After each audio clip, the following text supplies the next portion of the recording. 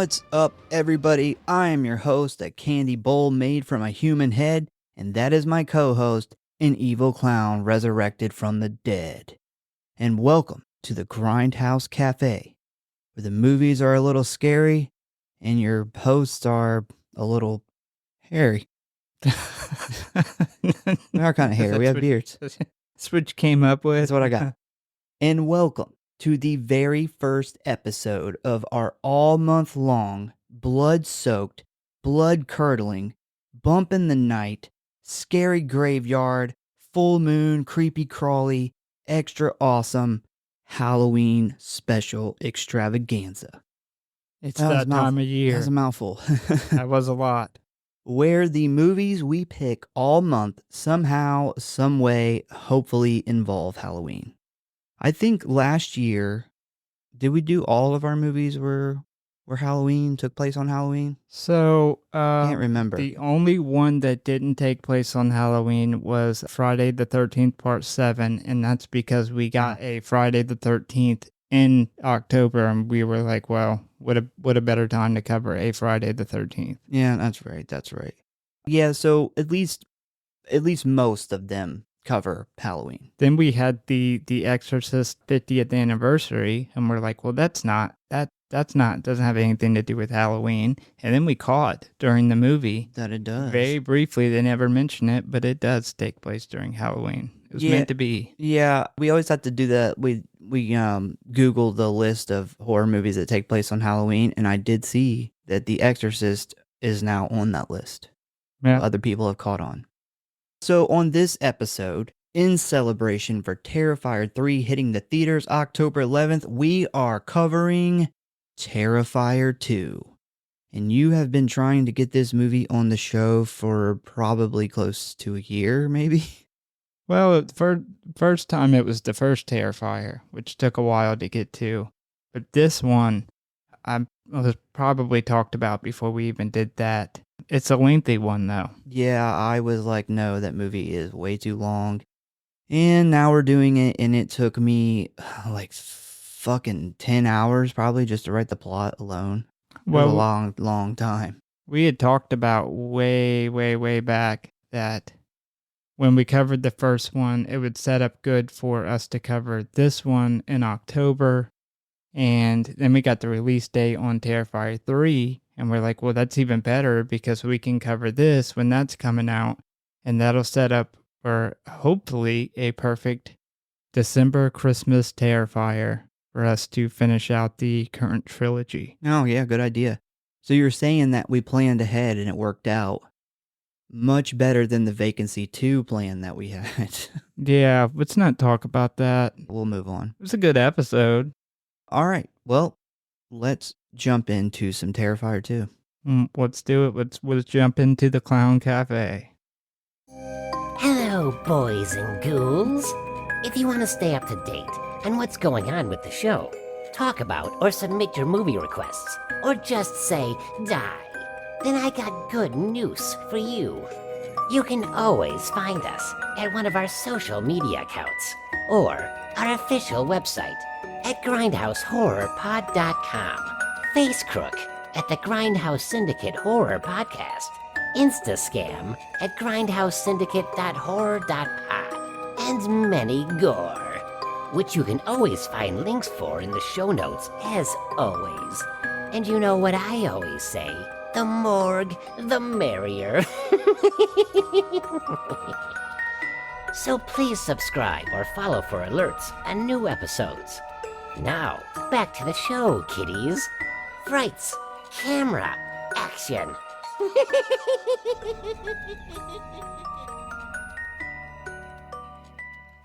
And if you really love us and don't want us to have to shut down the Grindhouse Cafe, give us a 5-star review. Or what'd you say last time if you're on YouTube? What was it? Hit that thumbs up or I don't know what the fuck you said. Making fun of everybody who's always saying hit the like icon and the bell in the corner. But on a serious note, apparently, or the only way to beat the algorithm that makes no sense, that nobody understands, not even the people I think at YouTube understand it, is to get likes and comments. So if you're a YouTube listener, just like or comment. It'll help us out. Help us stick it to the YouTube man. And on everything else, just subscribe, I think. Algorithms are weird. Yes, they are. So Terrifier 2 is a 2022 American supernatural slasher film written, directed, edited, and produced by Damien Leone. It is the sequel to Terrifier from 2016 and is the second film centered solely around Art the Clown. It is the second installment to the Terrifier franchise and includes the return of David Howard Thornton, who plays Art the Clown, and introduces Lauren Lavera, who plays Sienna Shaw. I think that they did a great job picking the kind of final girl for this movie. God, yeah, I'll talk about that later on, but in my opinion, she is one of the best final girls that's come out in a long, long time. Yeah, she's great. I did find out that she was also like a stunt performer, which we talked about when we did Terrifier 1, where we find out kind of she ended up not being the final girl, but kind of the main girl. I can't recall her name, but she was also a stunt woman. So I would assume that he goes after these stunt ladies so he doesn't have to pay a stunt person to do the stunts. When you do a movie where you write, direct, edit, and produce your own movie, and there's like 15 people that works on it, which I think you were telling me about not that long ago, but there's actually a bonus on the Blu-ray that is actually, for some reason, it's called the Extended Boo Crew Interview, but it has nothing to do with that. It's actually just behind the scenes footage of the entire movie with nobody really talking. They're just going through, and it is really weird seeing such a big movie with like 5 people there while they're shooting it. Yeah, this one, I've seen a little bit of the behind the scenes with this one, and it's very similar. Very small crew. Yeah, I don't know if you've seen the one on the Blu-ray that I'm talking about, because they do like a Boo Crew podcast interview, and then they have an extended version of the interview, but it's not an actual extended version of the interview. Just behind the scenes. It's just like 45 minutes of them doing special effects and behind the scenes footage. Pretty awesome. Yeah, I didn't see that. I watched the Terrifier behind the scenes on YouTube, which is cool because it is a really small movie. I don't think that they were expecting it to blow up like it did. So they're all just kind of hanging out and having a good time behind the scenes. And lo and behold, Terrifier became kind of a cult classic. So good for them. So the plot follows Art's resurrection and pursuit of teenage Sienna Shaw and her younger brother Jonathan on Halloween night, a year after the events of the first film. The film originated from a feature film concept Leone began developing shortly after filming his directorial debut, The Ninth Circle, from 2009. The concept of the planned film focused heavily on an angel-dressed heroine and ultimately fell apart. Following its predecessor's release, Leone wanted to bring the heroine back, where eventually she would evolve into Sienna, someone Leone describes as the heart and soul of Terrifier 2. Leone spent 3 months writing a character-driven screenplay following criticism of the first film's perceived lack of narrative. I do remember we discussed that a little bit on the first episode, where we thought that was kind of one of the things that hurt it, was it really doesn't go anywhere. It's a slasher. Well, yeah, it's a B movie. Yeah, it's what every slasher B movie should look forward to becoming, or should want to become. It's the storyline. It's not its strength. It's the practical effects and the character. And I think I heard him talk about it in an interview. He was like, that was kind of the coming out party for Art, showing him to the world and seeing if the world would accept him. And when they did, it was time to do part 2, which is where he really dove into an actual story. Typical story. Yeah, I did see him say that he already had the whole entire story written out when he started writing 2. He already knew where 3 was going to go, and it was originally going to stop at 3, but then he said, well, the story the ending like is so important, it may flood into a fourth one. He may have to split it into two. And now we know that we're getting Terrifier 4. So obviously he did have to split this story into two. So there is a whole story. It's not, I guess I hate to say this, but it's not like Freddy where it just was getting thought up every time they went to write a new movie and it got kind of crazy. And as much as I love Freddy, the actual story itself gets fucking weird, especially with especially in like Freddy's Dead. Holy shit. Well, all the big franchises really do, though, especially around the 90s. You got the Nightmare on Elm Street got really weird. Halloween when you got had weird. Jason Goes to Hell, which was really weird. Halloween got into like the cult, and then they did the show, the movie that was like the reality show, which was fucking awful. Yeah, it seemed like all the big franchises kind of went down a weird road because I feel like they kind of ran out of places to take it. When in reality, all they needed to do was give us what we wanted, but that seemed to not happen. So I'm glad to hear that there's a story ahead of time. I know they were talking, like spitballing ideas while they were filming the first, that if they got lucky enough to do a second one. So if I never would have dreamed that the second one would have the success that it did, though. So funding was exacting as the script was more ambitious than the first film and required a bigger budget. Leone secured finances from private investors prior to filming, and he launched a Indiegogo campaign with a $50,000 goal to produce a practical effects-driven scene. The campaign was a massive success, reaching over 430% of the initial goal, with the donation total of $250,000.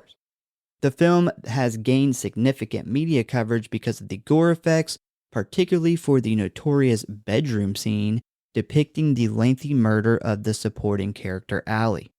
Leone has stated it was the most challenging and technical scene to film out of the entire production. Terrifier 2 was released in 886 theaters in the United States, grossing $400,000 in its opening day. During its first 2 weeks, it managed to make $3.4 million, and by the end of its theater run, it had a box office of $10.1 million ball hairs.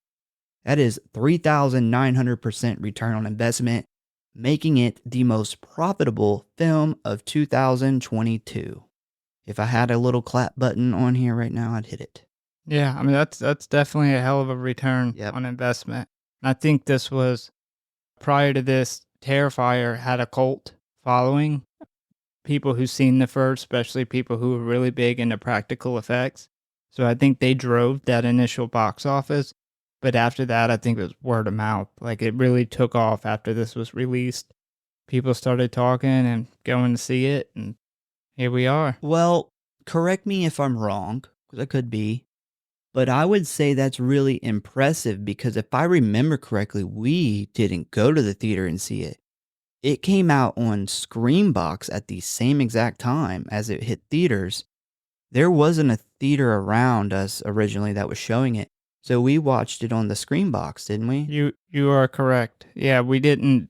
We tried to go see it in a theater, but we didn't have one. You know, the Bible Belt doesn't show very many, especially this movie in particular. Yeah, like, it was a long time before theaters would show unrated movies, especially this one. Yeah, that's really impressive though. That anybody could have really streamed it, because I remember Screambox was doing like a 7-day free trial. We did it. We watched a fucking movie. I don't remember what we did with Screambox after that, but essentially you could watch it for free. And there were still people that, went to the theaters. I mean, enough to get a, 10.1 million. So that's impressive. Good for them. Was it Screambox or Shudder? No, it was Screambox. Because Screambox, they have some kind of part in the production that you can see their little logo flash on there. But yeah, it's impressive though. You'd think most people would just stream it. So following its release, there were several reports of viewers vomiting and fainting during their screenings of Terrifier 2, with one instance allegedly having emergency services being called. That's good. That's good shit. It's good stuff. The Exorcist, that happened a lot with that movie. This is what I feel like people who went and seen The Exorcist felt like, getting to go into the theaters and actually see people's reaction. Because nowadays, not much scares people like that anymore. We're so used to there being what we thought was extreme stuff in movies. And then this came along and kind of blew everything away. This movie is man, I've sat through many horror movies, and I love the practical effects deaths, but there are some in this movie where I'm like, damn, I actually feel really bad for the character. And that's hard to do nowadays. And I've mentioned it on the podcast plenty of times, but any movie that makes you feel something, whether it's disgust or any type of fear, unnerving scene, anything that makes you feel is doing its job. And it's really hard to get somebody who is a fan of slashers and gore to feel that way. Yeah. And they do it. They do it good. Most of the time I'm rooting for the person to get killed, but in this one I was like, oh no, not that person. All right, so ratings. Rotten Tom gave it an 86%. That is fucking mind-blowing. I would have thought they would have gave this thing like a 19%. And it's that independent status, man. Yeah, maybe. I'm telling you, independent films get an automatic like 75%. And they start from there on Rotten Tomatoes. I mean, these ratings here are a little surprising. So, IMDb, a 6.1 out of 10. I guess I could see that because there's not a ton, not everyone's a slasher fan. Letterboxd, this one surprised me, a 2.8 out of 5. Yeah. That is surprising. I wonder if that's driven by the people, because there's a lot of people who aren't as into horror or like more the psychological or paranormal side that think that the extreme gore is, they call it like gore porn, like Hostel was. Mhm. There was people who liked horror movies. Torture porn. Yeah, that, essentially said like Saw and Hostel was going too far. And they didn't want to see stuff like that. Well, I did read some of the reviews on Letterboxd, and one of the biggest complaints that I seen was the length of the movie. A lot of people thought that a lot of the scenes ran way too long. Yeah, and some people are more like fast paced. I think that there's probably parts where they could have shaved some off, but they do a really good job in this movie at dragging out these scenes with art and making them extremely unnerving. And I think that's kind of what, adds to the scariness of some of the scenes. Like the Halloween store shot. Like they could have shortened that, but I don't think it would have been as good had they did. And finally, the Google average audience rating is a 3.2 out of 5. I think that's a little low too, but it's Google. So if you would like to watch this movie, you can currently find it streaming on the Roku channel and Amazon Prime for free, and you can rent it pretty much everywhere else for $4 to $5. All right, so you ready to jump into the plot of Terrifier 2? Let's do it. All right, so we start off pretty much right where we left off in the last movie, which if you don't remember, Art killed himself and his dead body is now at the morgue. We then see that the coroner is crawling on the ground bleeding from his neck as a now alive and blood-soaked Art the Clown walks slowly behind him. We then see Art playing with the gaping hole in his self-inflicted gunshot wound in the back of his head, which is awesome. The coroner tries to call for help on the phone, but Art then decides to finish him off with a small hammer. After a couple very vicious hits to the skull, Art then yanks the man's eye out, attempting to place it into his eye hole thing that has been damaged by the gunshot wound from earlier. I don't think that's how that works. No, I think he did it more as more to be funny, and that's just part of what makes Art's character so great. He really cracks himself up. Man, it's amazing with his character, how much character you can have without ever saying a word. Yeah. We then see him absolutely annihilate this man's face with the hammer. when he then uses his hands to rip the man's skull in two, pulling out his fucking brain. Holy shit, what an intro. Yeah. And the practical effects looked amazing. Yes. And that's something we're probably going to say lot. 50 times, but we'll just go ahead and state it now. All the practical effects look great. So Art then quickly escapes down an alleyway right before the police arrive, where he then ends up in a nearby laundromat, where we see him completely strip down everything except his mask and place his bloody clown outfit into the washer.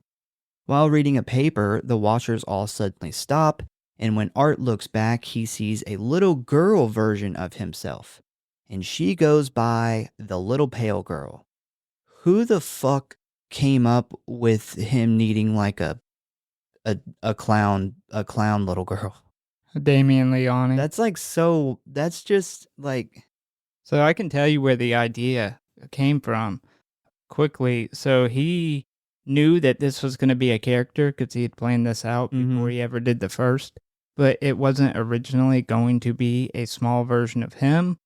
And they were getting a ton of fan mail that Halloween after the first one came out, and it was people dressed up as Art. And there was some girls on there that were doing their version of Art, and he liked it so much. That's what he went with. Yeah, I could see that because the two conventions we just came from, a lot of people dressed as Art. Yeah. Girl or boy, didn't matter.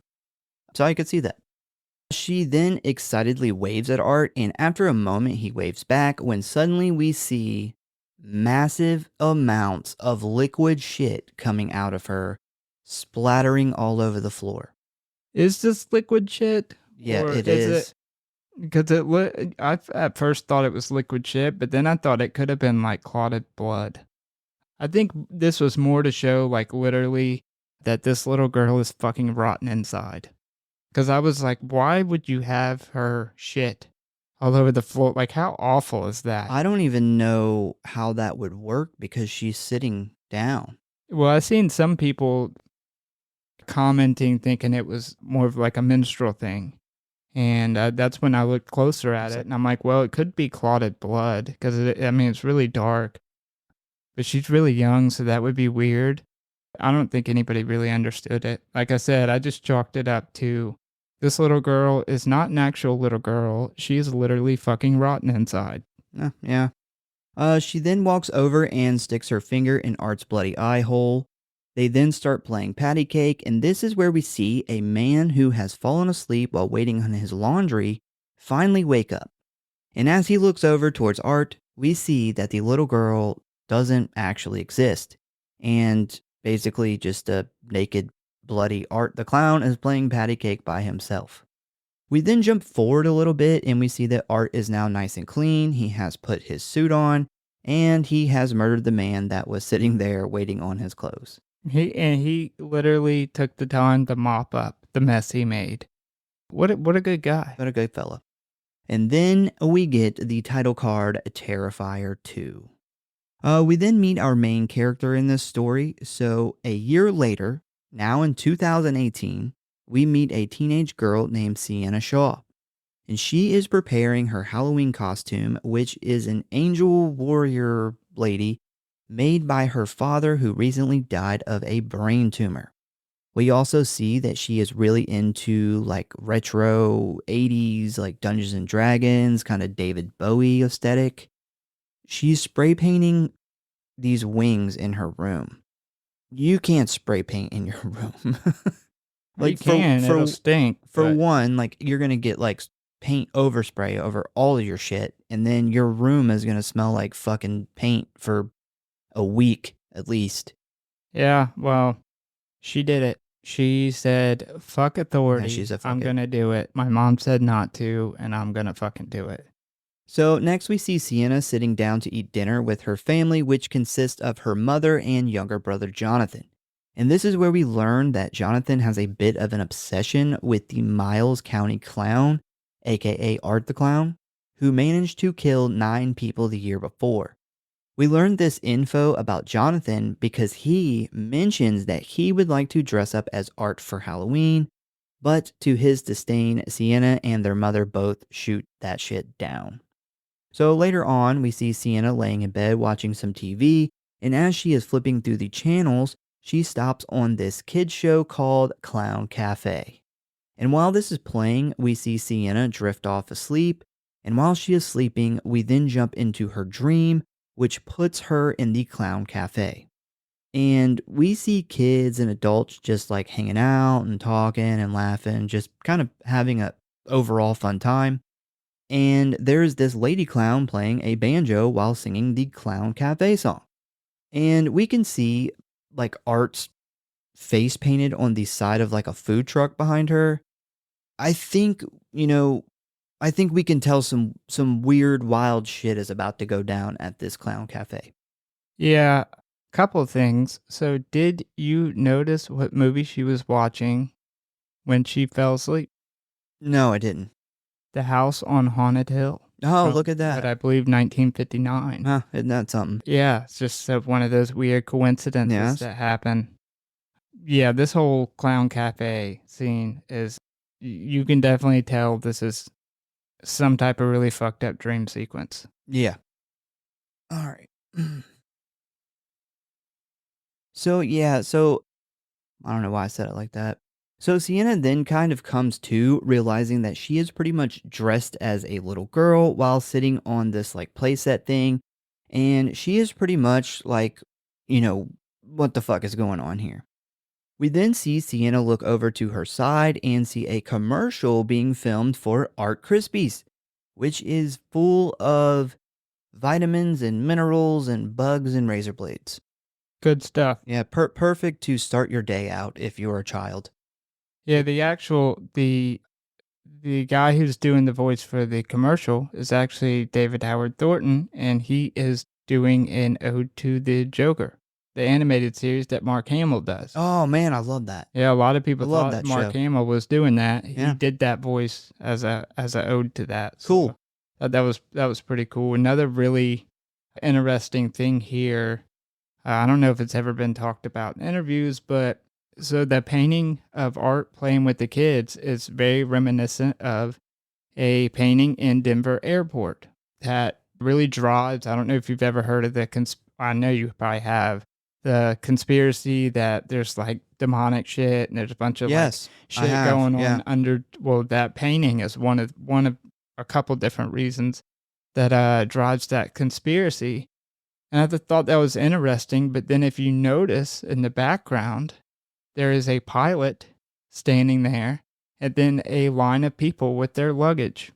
I did not catch any of that. I do know of the theory because they have a bunch of like weird statues and shit there too. Yeah, they do. Um, Something to do with like the shape of the runways, like Yeah. when looked up from above. And the paintings are really weird though. It's like kids, and then it's like these Nazi-looking dressed people like shooting guns, and very strange. Odd. Very, very strange painting. But yeah, the fact that they had a pilot there and a bunch of people with luggage in line, and they're kind of touching on that Denver conspiracy theory. So the lady with the banjo then introduces Art the Clown to everyone as a special guest, and as he pops out, Sienna is immediately freaked out. Art then grabs his big trash bag full of death as the crowd continues to cheer. Art then hands Sienna a gift wrapped in newspaper, to which she is reluctant to take it first, and as she opens it, she finds a beating heart with worms inside, while Art digs in his bag, pulling out a motherfucking Tommy gun. And he begins to kill everybody at the Clown Cafe. It's just a fuck ton of bullet holes and pink mist. It is pretty awesome. Yeah. Does the beating heart in a box or the dead heart in a box that ring any bells? No. Some My Bloody Valentine, the original. Which Which is like a warning of what's to come. Yeah, no, I didn't so pick up on that either. I think that was a little ode to My Bloody Valentine. That'd be cool. Because that is, as we've discussed before, a very underrated movie. Yeah, I agree. Not the remake, but the OG. Still haven't seen the remake. The OG is that They did the remake in like 3D, They did and that was at 3D. a time where they were doing like ridiculous shit trying to push the 3D. Yeah. Is that when they did the Final Destination in 3D, the racetrack? Yeah, which is the only bad Final Destination, which is where they did just a bunch, and it's all CGI stuff because they're doing it in 3D. And I would really love to see My Bloody Valentine get an actual remake with good practical effects. I think concur. it deserves it. So Sienna, who is now sprayed with blood and has a bullet wound to the leg, tries to escape while Art pulls out a mini flamethrower, setting the banjo woman on fire, who, by the way, continues to play the Clown Cafe song as she burns. Good song. Yeah. Needless to say, the Clown Cafe is pure chaos at this point, with dead bodies everywhere, people on fire, blood all over the place. A very injured Sienna then grabs the box of Art Krispies, sticking her hand basically into a box of razor blades. Art then walks over to her and points the flamethrower at her, and as soon as he pulls the trigger, she pulls her sword from her bedroom out of the box, blocking the flames from burning her face. This jolts Sienna awake, where she finds that the big ass set of feathered wings for her costume are now fully ablaze. The fire alarm then goes off, and her mom runs in with a fire extinguisher, putting the flames out. And nothing says upper middle class family like having fire extinguishers all over your house. I don't think we've ever had one fire extinguisher, including into us being adults. No, I don't even know how much one of those would cost. Where would you buy it? I don't know. Can you just go to fire Walmart? station? Can you go to Walmart and just buy a fire extinguisher? Yeah, I don't know. Maybe like a Lowe's. Maybe like Lowe's or Home Depot. They probably have one. They probably would have one. Does it already come like ready to go? Well, I know I do know they're rated for different types of fires, so I'd imagine it comes ready to go for whatever rating it has. Well, we have some where I work, and I have to, like, once a year I have to check the date, and if they're not charged, you have to take them to the fire station and get them like charged. So I don't know if they come charged. I don't even know what the fuck that means, charged. I assume it means it has ready to go, air in it, ready to burst shoot out of it, I guess. I don't know. Did you get a good look at the box of Art Krispies? So I mean, I did. It looked like a very basic box of kid cereal. Yeah, that's what I thought the first time I watched it. Nothing really stuck out, but the marshmallows are actually a bunch of like tools that he uses, like a little saw. Oh man. And one of the marshmallows, this is the cool part, one of the marshmallows is a upside down naked girl cut in half, which is an ode to the OG Terrifier. You know, when we went into Spirit Halloween, when it first opened, they had a whole little section for the hook tuck girl or whatever, the girl who was talking about spitting on a dick. Yeah. How could she's we got an awful podcast now. Instead of that, couldn't we get like Art the Clown cool shit, like a box of Art Krispies or something? Spirit Halloween had a Hawktua, whatever the fuck. Yeah, you remember where we seen that little. Matter of fact, it's right where you got your big ass Sam doll from Trick or Treat. Yeah. Right across from that is like a whole aisle of stuff with that on. And I'm like, why is this in a Spirit Halloween? Like, this is dumb. Yeah, when I actually noticed that, I was like, man, I wish they sold a replica of that box. Like just the cereal box. I was like, if you knew somebody who could print on cardboard, you could probably find the image files to actually print out your own version of it. That'd be really cool. We could have stuff like that instead of the I spit on a penis girl. Yeah, I mean, what does Spirit have for that? Do they have like they had t-shirts, dress like a girl who sucks dick really good? They had t-shirts, they had like a cowboy hat, and a bunch of other hats and stuff that said it. I was like, I don't understand what this is for. But after getting chewed out by her mother, we see Sienna then return to her room to look at the wreckage. She then suddenly notices her sword her father gave her, burned in the ashes. She then pulls the sword out to find it completely undamaged, except for like 3 scratches on the blade that now make a magic sound as she touches it. So basically, This is some kind of fucking magical sword. That's what we got. Yeah, on the scene, and I didn't pick up on this. This is actually something I seen that somebody else picked up on. But it was confirmed that you see it really good whenever they first show her wings on fire.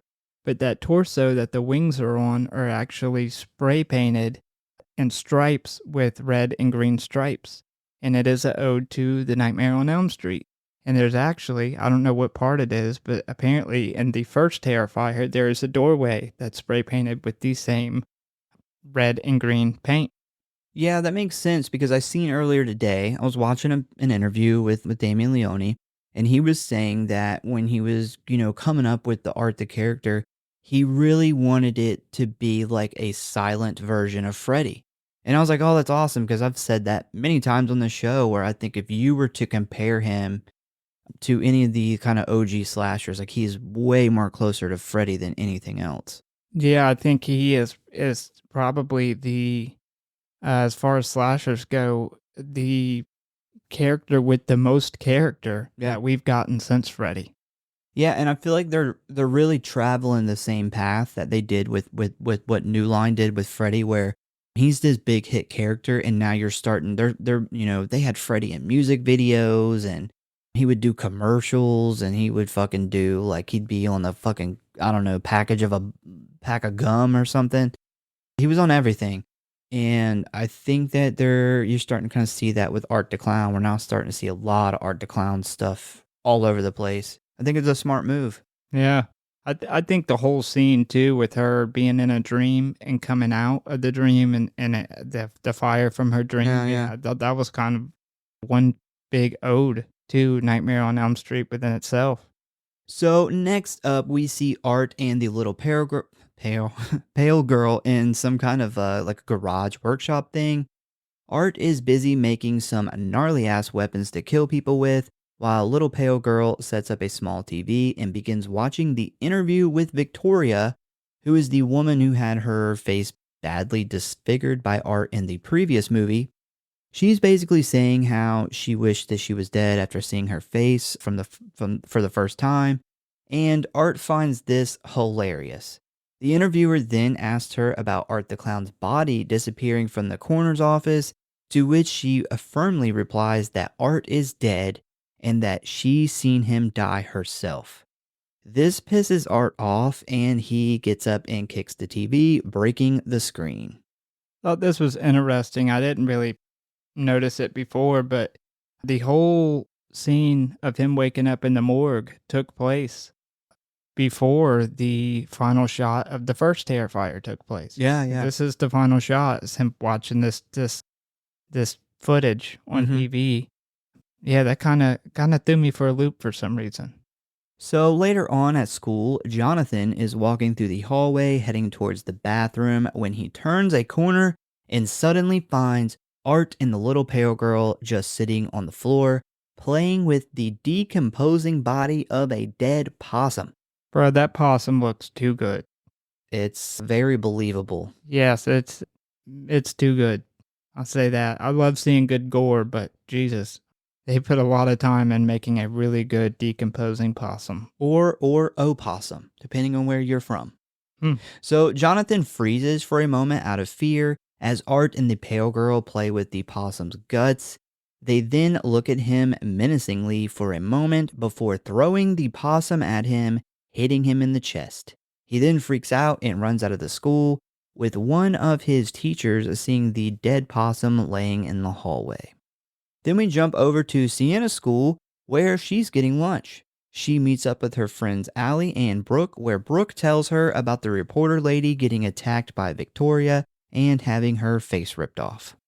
There is a lot of ripping off of faces in this movie. It just came to me how many times we either mention or see a face removed from a body. I'll say this. It's a strong point of their practical effects team. Yeah. They do really good ripped off faces. The Leatherface would really enjoy this atmosphere with all the faces being removed. Yeah, he would have many masks. Yeah. Well, and I don't know. The mask would be really tore up. Dude, can you imagine if Damien Leone did a fucking Texas Chainsaw Massacre movie.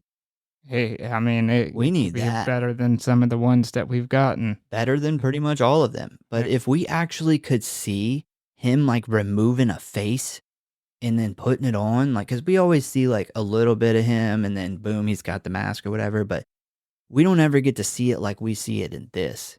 And I think that, and that reminds me, Art has a fucking chainsaw in Terrifier 3, we've seen in the preview. I think the magic's there. But I think if you got him to do it and then got like Rob Zombie to do the cinematography, which I know he doesn't do just cinematography, but if those two combined to make a Texas Chainsaw Massacre, it could be really fucking good. Yeah. So this freaks Sienna out, sending her into a panic attack. Her friends comfort her after she tells them about the fire, but she does not tell them about her clown cafe dream. Then we see a cop bring Jonathan home over the whole dead possum thing. Needless to say, his mom is pissed and he is in deep shit. So next up, we see Sienna and Allie at the Halloween costume store after school, picking up some new wings for Sienna's costume. Allie then gets a call from her mom, and as she is on the way out of the store, she runs right into Art. She quickly apologizes and continues out of the store, while Sienna continues looking at costume stuff. And while browsing, she turns around to find Art the Clown just standing there watching her. This obviously turns Sienna's blood cold as she immediately recognizes him. You know, I'd like to think that this whole running into Sienna thing could be a total coincidence. Like, Art is there to do some last minute Halloween shopping. He's looking at some clown makeup, some Little horn. maybe non-blood-stained gloves, possibly a tiny bicycle. He got a tiny bicycle horn. Yeah, I mean, he was buying that. Or a set of boobs that he could wear. You know he likes dressing like a woman. I think he likes the real boobs. I think he likes those fake. I think he I would don't settle. think he likes those fake tits. I think he would settle for a fake set until he got a real set. But yeah, he's there doing some shopping, and he's like, "Hey, what do you know? Sienna from the Clown Cafe's here." Well, you know, he's just, you know, maybe he's not stalking her. We don't know. Ain't you one of those girls that was in that dream? Yeah, didn't I? That's right, you pulled that fucking sword on me. Out of a cereal box. That was weird. So she then heads to the counter to pay for her stuff. The store clerk can clearly tell that she is freaked out by something, and after he rings her up, she realizes that she left her bag with her wallet in it in the back of the store. But before she can finish her sentence, Art slams her bag down onto the counter. What a gentleman. Well, maybe the reason he tries to kill her later on is because she never says thank you for the bag. That could be correct. She does not say thank you. And this is the nicest thing that we've ever seen Art do. He was trying to be a good citizen. It's like, she left her purse. I'm going to take her purse up there to her. I can't talk because I don't speak. But, you know, I could just put it down next to her and everything's in there. I didn't take anything. I mean, we start this out with him in a laundry room, public laundromat, mopping up his mess. And then now he's returning purses that were left. I mean, maybe he's deep down a good guy. He probably rescued a cat from a tree after this. But yeah, this is where we get Art the Clown's famous dandelion sunglasses scene. He puts the glasses on, he smiles real big, and stands perfectly still behind Sienna. This is hilarious. I love that they put this in there, and according to Leone, this scene was inspired by Pee-wee's Big Adventure, which I can see that. Yeah, I haven't seen Pee-wee's Big Adventure in, how old am I? So I would say, last time I seen it, I was like 8 maybe. So it's been a long time. I think everybody was 8 the last time they seen that. Probably. My favorite, I know like the whole him with the dandelion glasses is, people love that, but in my opinion, these springy eyeball glasses is hands down the best. Agreed. I made that comment when I was watching it. The first watch though, I'm like, yeah, the eyeballs, especially considering he's already lost an eye and was playing with it, it makes sense. Yeah, it's better. I don't know why the dandelion ones caught on so much, but I think the springy eyeball glasses are better. I'm going to be real. I hate the dandelion sunglasses. Not a fan. He then starts making poses and trying different goofy glasses on, which is putting Sienna even more on edge. After she finally pays, the clerk then leaves to go grab her a bag. Art then finds a horn and decides to sneak up behind Sienna and scare her with it. Once he gets right up next to her, he then begins honking it in her ear. And at this point, she looks like she's about to have like a full-on fucking freak out or breakdown. The clerk then comes back out and yells at Art while handing Sienna her bag. She quickly takes her stuff and rushes out of the store, leaving Art alone inside with the clerk. We then see Art walk over to the door and lock it as he grabs his trash bag full of weapons. He then heads back towards the counter and has the clerk ring up the horn. Art then starts putting like random junk on the counter instead of money. And I think like stuff like this is a really good example of why Art is a fan favorite. Yeah, I agree. And I know a lot of people thought that this and a lot of the scenes could have been shortened. But I think this whole scene is a great example of what they do really good with Art, the whole movie, which is building tension. They build tension, but they have these like comedic reliefs in there, which is just part of Art's character.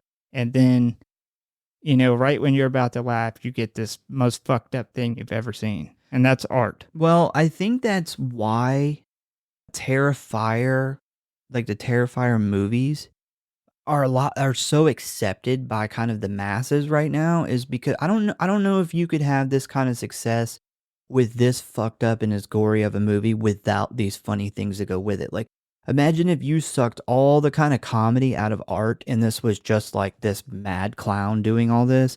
I think it would have stayed like a B movie. I don't think it would have ever exploded like it has. Well, he has that character, that sense of humor. Yeah, he's funny, but also very gory. Yeah. It was really, really, really well written character. So the clerk finally gets pissed and threatens Art when suddenly Art smashes a bottle across his head. Then he violently yanks him across the counter. He then stabs the man in the eye with what's left of the broken bottle and just really just digs it in there. We see tons of blood pouring out all over the place. The man is screaming in pain and Art is having a blast. Art then grabs an old rusty meat cleaver and puts the blade right into the clerk's head, killing him. Art then struggles to remove the knife, and when he finally does, we see him chop the man's neck repeatedly until he completely decapitates him. The fucking neck chops here, good. 100%, 10 out of 10. 10 out of 10 would recommend. Yeah, they're great. Man, I feel like this whole movie is like an ode or a love letter to the 80s practical effects, like the boom of practical effects when Tom Savini was out doing stuff that nobody had ever seen before. I feel like these movies, both Terrifier 1 and 2, are like a love letter to that.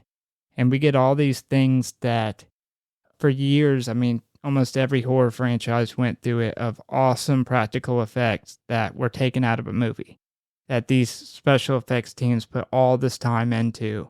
And now they have free range to, really pay homage to those awesome practical effects that were stolen from the world.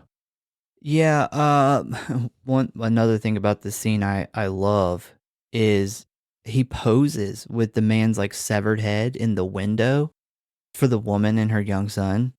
That's kind of like an icing on the cake for this kill. Like it could be easily overlooked, but it's fucking really funny when you kind of think about it. Like he's literally in real life, like you wouldn't really think anything weird about that if you've seen that in the window of a Halloween store. Well, there's like 3 other like animatronic clowns next to him too, so he blends right in.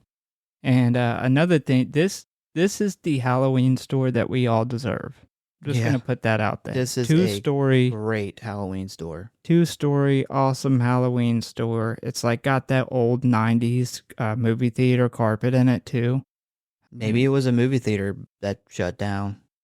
Maybe it Yeah. was. I don't know. It's great. God, I seen that somewhere last year that Spirit did a Spirit Halloween in a fucking like closed down Bass Pro Shop, and I was like, oh my God, that would be amazing.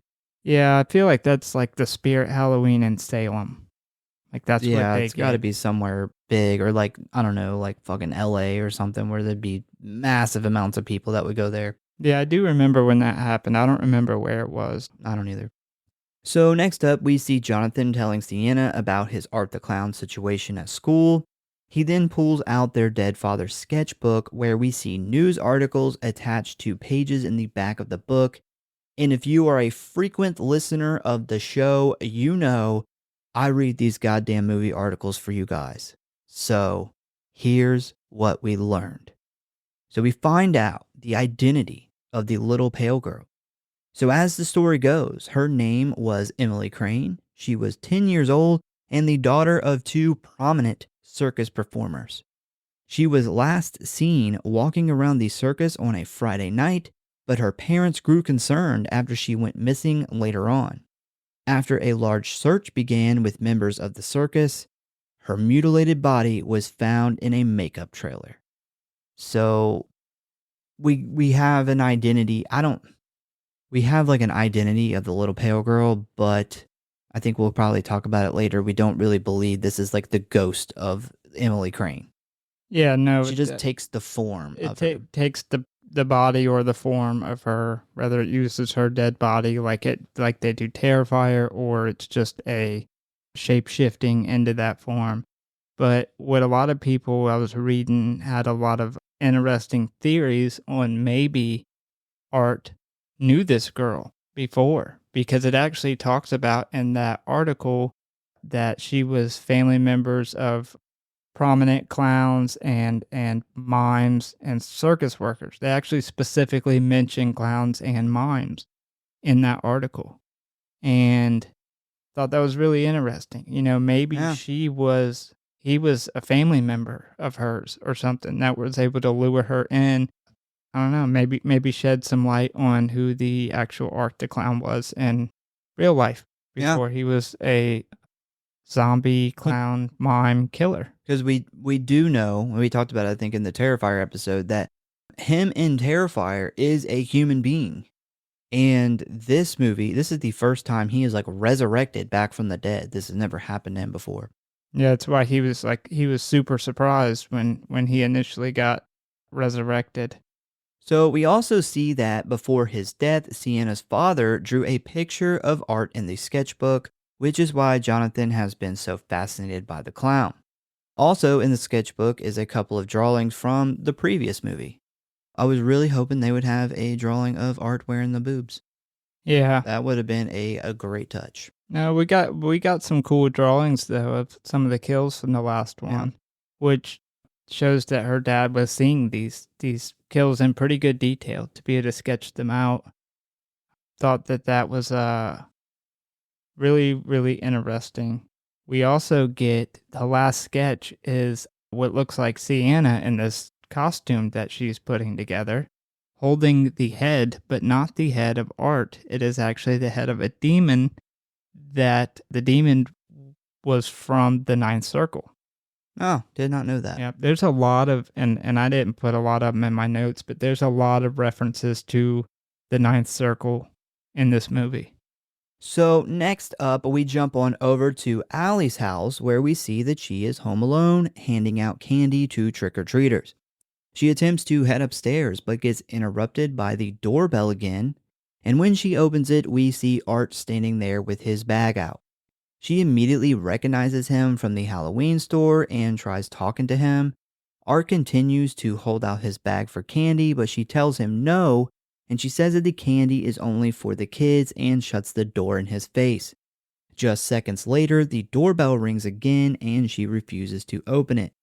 Art then starts banging on the door, which prompts her to open it again and start chewing him out. She finally gives in and gives him candy, but when she throws it in his bag, she spots all of the bloody murder tools. This freaks her out immediately and she closes and locks the front door. A moment later, she looks out of her window and feels a sense of ease as she spots Art walking away. Later on, we see Sienna getting ready for the party. We get a nice 80s music montage of her showering where we get a little bit of side boob, putting on her badass warrior angel armor costume thing and doing her makeup, which definitely has like a David Bowie vibe. Did you catch in Jonathan's room the X's that are on his wall? I did, and I have no fucking idea. I tried to figure out what they were for. So yeah, it's not really out there, and I actually found this. This is how much David Howard Thornton enjoys playing this character. People on a YouTube video about Terrifier 2 were debating the voice of being Mark Hamill's Joker in the beginning. He actually commented from his personal YouTube page and was like, I want to clear this up. That was me doing the voice, but I did it in the Mark Hamill Joker. But under that, he also added that each X in Jonathan's room represents one of Terrifier's victims from the first and second movie. Huh. So if you add up all the X's, it equals the kills from both the first and the second movie. I paused it and tried to see what the fuck those were. Couldn't figure it out. Just like a bunch of random X's and like tape. Yeah, there's also like a ton of band posters and stuff Yeah. up there. There's a ton of them. There's a Marilyn Manson, Testament, Overkill, a lot of heavy metal bands up there. Those were actually brought in by the guy who plays Jonathan, Elliot. I don't know his last name. I don't know if you have it written. No. My spell check spelled it Elliot, and it spell checked it to Full Metal. Oh, okay. Well, that makes sense. Which is funny, though, because he's been doing a podcast for like 10 years since he was a little kid called Little Punk People, where he interviews people from heavy bands and punk bands. He's actually going to say he interviewed little people that were into the punk scene. No, I know he's had some big people in there, though. Like, I know one of the big people was James Hetfield went on there. Wow. Yeah, so he's some bigger bands. He actually brought all that band memorabilia. He actually personally owned that, and he brought that in to decorate his room on set. Well, good for him, Yeah. because he does not look like he would be interested in that. He does not. He looks like Dylan. Dylan mixed with the giraffe. That kid's definitely got some giraffe genes in him. They got a long neck. So we then head back on over to Allie's house, where we see her getting ready for the party as well. Her costume is a sexy witch. Ladies, take it from us. You can never go wrong with a sexy witch costume. Ever. If you don't know what you're going to be for Halloween, be a sexy witch. Everybody fucking loves a sexy witch. Yeah, everybody.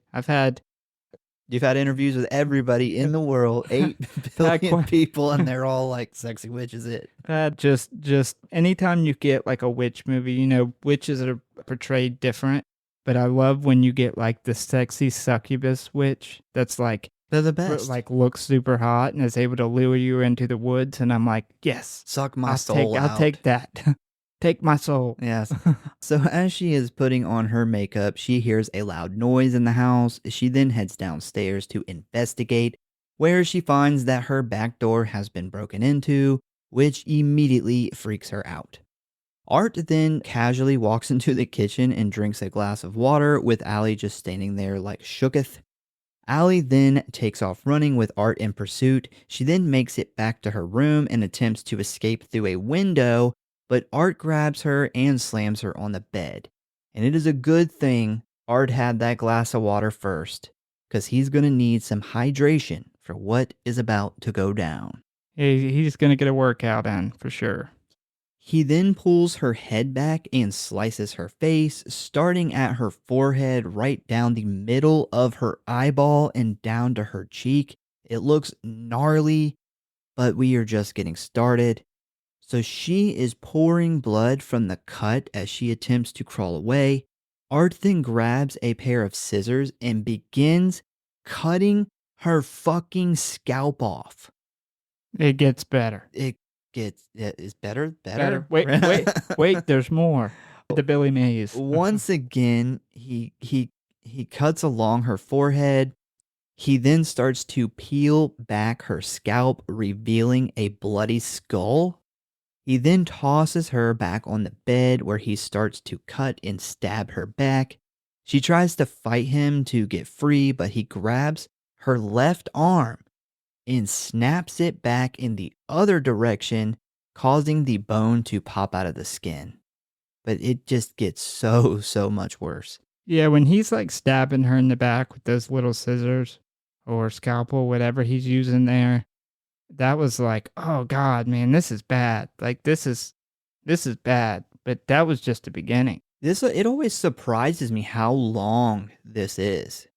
He then begins to bend the arm back and forth over and over again until it rips off her body.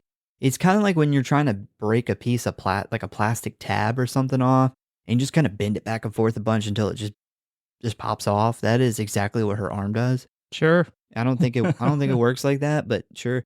He then flips her over where she is now lying on her back looking straight up at him. He grabs her other hand, spreading her fingers and then ripping her fucking hand and forearm in two like he's peeling a bloody banana. This was the only part of this whole kill that I was like, okay, that's you could have left out the banana peel hand. So we know from this kill that Art has super strength. He has super strength. Art then grabs the scalpel again and starts just slashing Allie repeatedly as she screams in pain. We then get these random shots of her room where we see her like pictures and decorations just getting like splattered with blood. Art then joyfully runs out of the room where we see a very bloody and brutalized Allie who attempts to crawl across the room. Before she can reach her phone, Art comes running back in the room holding a large thing of salt and a bottle of bleach. He then pours the bottle all over her, followed by the salt. She's freaking out. I'm freaking out. When suddenly he grabs the left side of her face and rips it off. Yeah. Holy shit. Yeah.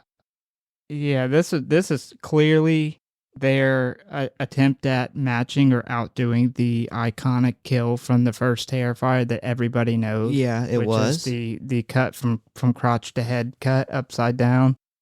It's so interesting thing about this kill actually is it was initially written as like the crazy kill, but then COVID happened. They had already started filming it. And COVID happened, and Damien Leone decided that he wasn't going to let COVID keep him down. So he spent all those months building practical effects to make this kill even crazier than it initially was. They scrapped the original footage they had already shot for it. And this poor girl probably sat through like they said at one point, David Howard Thornton said at one point she was covered in so much fake blood she got stuck to the floor. Yes, yeah. It went from being a 2-day shot to a like 7-day shot. Yeah, that's crazy. Yeah, and they said that she was really the MVP of the movie because of the pretty much, 5 to 7 days of her just screaming, being brutalized. They were filming like that. That would suck to film. Yeah, and then like back into the movie part of it, the bleach and salt and the wounds and the way he's rubbing it into her back. That was when I was like, okay, like, holy shit. That's when like you were talking about, we love the awesome gore and horror scenes, but that's that moment where you're like, oh God, like that's crazy. Yeah, I would say this is, most likely the most brutal horror movie kill I've ever seen. And it's not even over, we're leaving and then we come back. But man, I wouldn't wish this shit on my worst enemy. This is fucking terrible. So doing this kill real quick. So this one's the big one from the second compared to the famous one from the first. Which one are you taking as your favorite? This one. This one? Well, I will say, hold on. I will say that I do like the first one probably better, but this one fucks me up. The first one doesn't. The first one is like entertaining to watch. Like, holy shit, he's cutting a woman in half. But here it's just like, oh, good God. And there's so many more good special effects in this one. Yeah. Yeah, I'll say as far as my favorite from a movie perspective, and a kind of the whole thought process behind it, how they were going to do it and how they went about doing it. The first one is obviously like we've never seen anybody killed that way in horror, and it actually looked Yeah. so legit, and it looked so good. They put it on camera for a long time. Whereas a lot of times when you're dealing with effects like that, you would show it real quick and then get it off so people can't look at it too close. So in that aspect, I'd take the first one, but this one, as far as brutality, this one's got to get the win for brutality. Yeah, I actually feel bad for Allie here. I don't even remember the girl's name from the first one. She sucked. Yeah, She she was was the party friend. Promiscuous Yeah. party friend. So we then see Allie's mom arrive home, where she sees the candy bowl still full. She then discovers the back door has been broken, putting her on edge as she begins to look for her daughter. She then quickly runs upstairs, running straight for Allie's room, and when she opens the door, good God, this is one of the fucking worst things I think I've ever seen. She opens the door and sees Art sitting on the bed, picking pieces of Allie's flesh off her completely mutilated body. And I mean mutilated. I don't even know like how to exactly describe it. Like, she's damn near Hamburger Helper at this point. Yeah, well, we already talked about kind of what happens to her face, but at this point now, he has been cutting like chunks out of her leg. She looks like roadkill. Yeah, it's and the way they shot this with the timing of what you're about to say was just a masterclass. Yeah, interesting fact here. Damien Leone got the idea for this kill. He was in a bookstore and he was actually flipping through a Jack the Ripper book. And he comes across a crime scene photo of one of Jack the Ripper's victims. And that is how he got the shot of Allie laying on the bed in pretty much pieces. He got that from an actual crime scene photo, which is really interesting. So she starts freaking out as Art just looks up at her and flashes his big rotten smile. We then see Allie come alive, lifting her head up, saying the word mom. And this looks incredible. It fucking gives me the fucking chills when she comes alive. Now I know kind of how they did it, and it makes sense of why it's so unsettling, but man, it's just unsettling. Well, I mean, the whole thing's an animatronic, so Yeah. that alone, when you see this thing, it's super impressive. But just from a in the movie standpoint, when you see this, I mean, it was really a 100% excellent timing the way they did this, because you never question if she's dead or not when they walk in, and they time it where he looks up and he smiles and then she moves, and then it sets in on you as a viewer. Oh my God, he has been doing all this stuff just enough to keep her alive, so she has to feel every bit of it, and she's still alive in there. And it's just a really like haunting, like heebie-jeebies feeling. No, it's awful. I would, if I were a betting man, I would say the guy who threw up in the movie theater, or what had to call the ambulance, whatever that happened with that guy, it had to be from this scene. This Yeah. had to be what put him over the edge. Yeah, it's horrible and amazing and fantastic at the same time.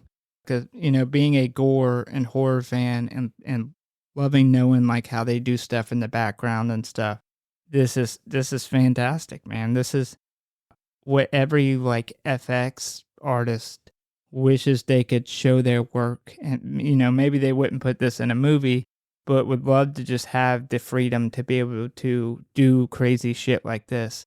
And they're able to do it, and it looks amazing. Honestly, knowing that he likes to up that, at least that, that one major kill, he likes to up that every movie. I'm excited but worried about what we're going to see in the next one.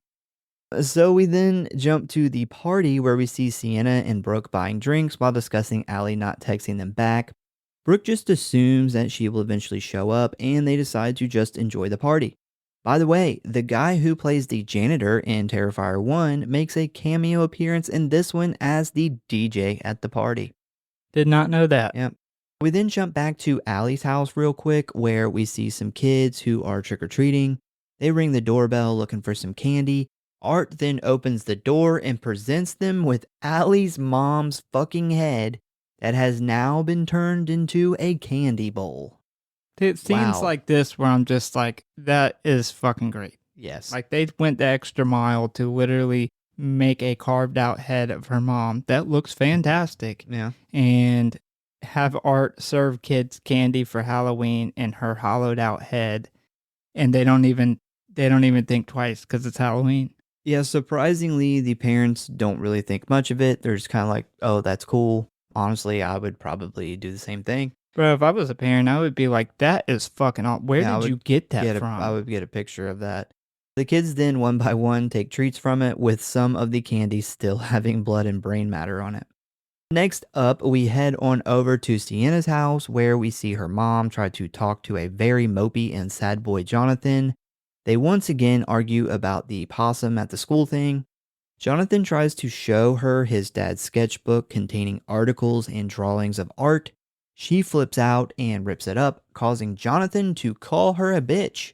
And she rightfully slaps the ever-loving shit out of him. She slapped him so hard that if he didn't have those little stretchy bands on his glasses, his glasses would have went into the fucking backyard. She gave him the fucking Rick James special. Yeah. No doubt. That was really fucked up for her to tear their dead dad's book Yes, up. I would concur. Yeah, no matter what your feelings are on that, that's really fucked up to do to a 12-year-old kid that just lost their parent. But yeah, to follow that up with the smack, like that's a moment where, and you know, her as a parent, she knew she'd stepped a little bit too far over the line. Anyway, Jonathan's sad boy meter is reading off the charts as he jumps up and runs out of the house into the dark Halloween night. So, this nerd is running down the street when finally his little tiny heart just can't take anymore. So he has to stop and rest, and when he looks over, he sees this all black Chester the Molester van. And then he begins to slowly walk over to it when he suddenly spots the little pale girl sitting in the passenger seat with her eyes glowing. So back at Sienna and Jonathan's house, their mother, who has discovered that the family car has been vandalized in the garage with toilet paper and shaving cream. Since Jonathan stormed out of the house all pissed off right after their fight, the mom assumes that it was him that did this. After a brief phone conversation with Sienna, who is still at the party, she grabs a bucket of soapy water and goes to start cleaning the car off. Unfortunately for her though, as she wipes away the cream from the window, we see Art sitting inside the car. He flashes his big... His big what? He flashes his big decayed smile at her while pointing a fucking hand cannon in her direction. And as she jumps back in surprise, Art pulls the trigger, turning her head into pink mist. I actually feel bad for this character. For her mom? Yeah, I kind of wish they would have left her alive. The lady who plays her plays like a single, super stressed out parent so good. Like throughout the whole movie, up until the point where she dies, she plays this character really, really, really good. And you almost kind of feel for her. Well, and, you know, in the situation of she's lost her husband. She had to deal with him being crazy and sick. And then he died. And now she's got to get two teenage kids through this. One almost a teenager. It's funny you say that because, you know, some of the very few bad things I have seen about this movie, a lot of people don't like her. And I was like, why, man? Like, she, like you're saying, she does look really, like, she's really believable. Yeah. When you really look at everything from her perspective, the shit that she's dealt with over the past, like, 2 years probably, is literally anybody's fucking nightmare. Yeah, we also we came from a single parent situation. We had a single mom, and, you know, we've seen how tough it can be. So, you know, maybe that's why we kind of feel like she plays this part so well. I also feel really bad for Sienna and Jonathan. Like, they're all the shit with their dad. Now they don't have any fucking mom either. Yeah, yeah. I will say for this fucking shot of so on the behind the scenes, Damien Leone called this the Tom Savini special Yes, I did see because that. he did this, I guess, very similar, and it looks very similar to where he essentially blows his own head off in Maniac. And they explained what was in it. It's like goat brains and a Well, I bunch didn't of know fake if they were blood and joking about the goat brains, but it didn't. I guess they weren't. yeah, I don't know. I think it was because it looked like that, but there was a bunch of different stuff in there. But they show the aftermath of this on the behind the scenes, and it's almost a shame that they don't have more time to show it in the movie because it was a fucking. I mean, it was pieces of like brain and blood splattered on the ceiling, on the light above it that they were using for lighting. Whoever had to clean this scene up after the set, I feel bad for him. I mean, it looked complete legit, and I really wish they would have more time to kind of show the aftermath in the movie. So, meanwhile, back at the party, Sienna, who is rolling on ecstasy at this point, begins to see quick glimpses of the little pale girl. Now, remember, Jonathan told her about the little pale girl earlier when he was telling her about the possum at the school thing. So, this is her first time seeing her, which catches her off guard because she's probably like, oh, Jonathan was telling the truth. But yeah, Sienna starts seeing glimpses of her like all over the party, which freaks her out. She tries to tell her friend Brooke about what she is seeing when suddenly the little pale girl appears right in Sienna's face, causing her to lose it right in the middle of the dance floor. We then see Jonathan return home, and when he walks in the door, he is greeted by an extremely awful sight. As he stands at the bottom of the stairs, he looks right towards the dining room where he sees his mom's dead body sitting at a table with food, glass of wine, and candles lit, and her face completely blown off by the gunshot. Man, I feel like I've said this about many kills in many movies, but man, I'd have a fucking heart attack. Like, I would, if I seen this, I would puke, shit myself, and go into cardiac arrest like all at the same time. Yeah, especially with it being your mom. Oh, yeah. Yeah. There's a lot of really savage moments in this movie, especially with the whole Allie kill. I think what is about to happen here is the most savage fucking thing to do, especially considering that's his mom when he decides to do the force feeding of mashed Yeah. potatoes. So while Jonathan is standing there in shock, Art comes walking out of the kitchen wearing his mom's now bloody apron, carrying God knows what in that cooking dish. Apparently, it's just mashed potatoes, but I don't personally believe that. I think at the bare minimum, Art at least dipped his balls in them. Like, I can't see Art coming out with just legit mashed potatoes. Well, I think it was mashed potatoes that she was already making for dinner. He'd at still the dip his time. balls in that. He may have dipped his balls in it. That is possible. He could put them in his mouth and spit them all back out into the... Like, he did something fucking gross to the mashed potatoes. He does do so. I don't think he needs to do anything to the mashed potatoes themselves because what he does with them is the fucking most awful thing anyway. He, like, shoved them up his ass and then shitted them back out into the pot. So our thing... I shouldn't have pictured that in my head. I'm sorry for everyone who listened to this that just pictured that. Art then grabs a handful. It's like Jackass. Art the clown and Jackass. Yeah. Art then grabs a handful and stuffs them into the mom's face crater. Steve-O would have ate them. Yeah. Sad. It's gross. Art then pulls out a giant needle and begins chasing Jonathan up the stairs.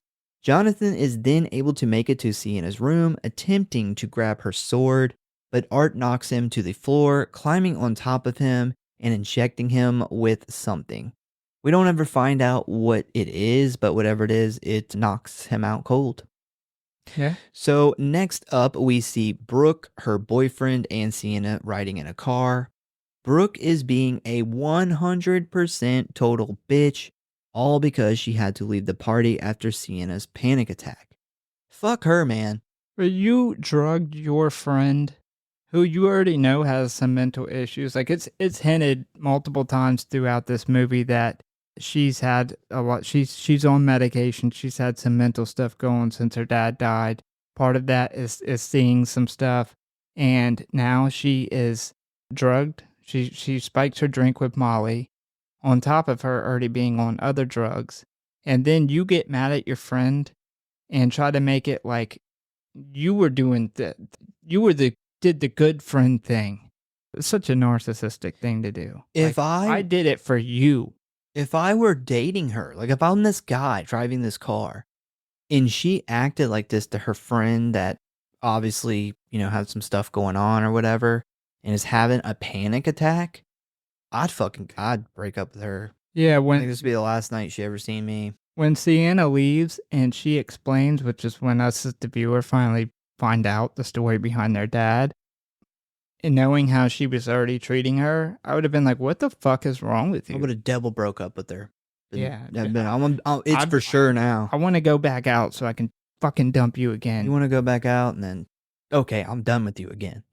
But while they are arguing, Sienna gets a phone call from her brother telling her he is in trouble and needs her to pick him up at the old carnival grounds.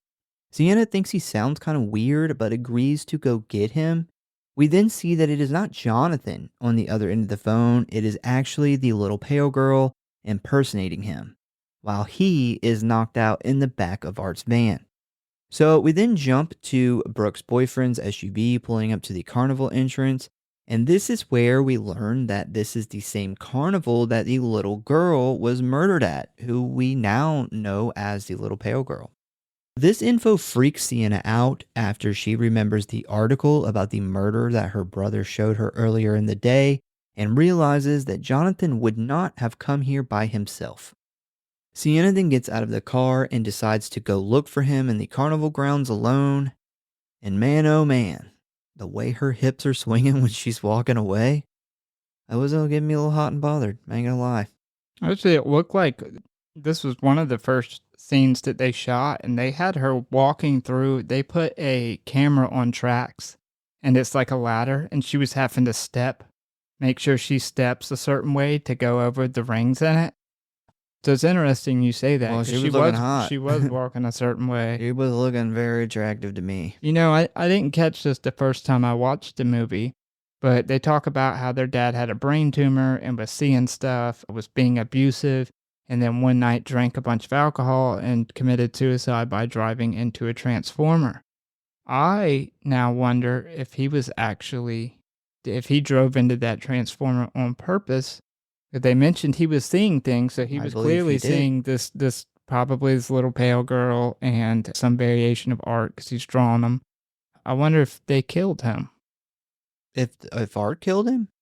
If this demon that's guiding Art I don't know. and the little pale girl, because Art was still a person at that time, but this demon that clearly has some connection to him because he's drawing pictures of like Art and the kills and Sienna with the demon's head in her hand. I wonder if they took him out or this demon took him out. I don't know. I'm going to explain kind of what we're talking about in some more detail. Hold on.